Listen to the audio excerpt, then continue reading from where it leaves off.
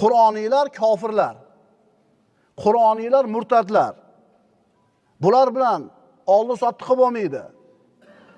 Salom alaykum qilib bo'lmaydi. Qo'l berib ko'rishib bo'lmaydi. Qudanda bo'lib bo'lmaydi.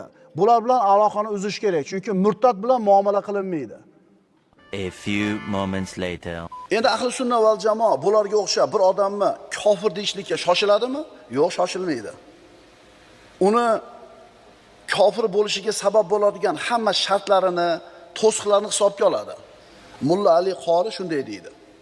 Agar bir insonni kofir deb ayblash uchun 99 ta sabab bo'lsa-yu, uni musulmon deb hisoblash uchun faqat bitta sabab bo'lsa, muftiy yo qozi ana shu bitta sababga tayanishlari va u insonni musulmon deb e'lon qilishlari kerak.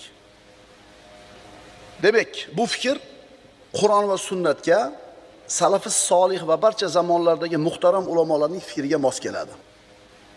Faqatgina zalolatdagi firqalar tarix davomida boshqalarni noto'g'ri deb kofirga chiqarishlik bilan mashg'ul bo'lgan.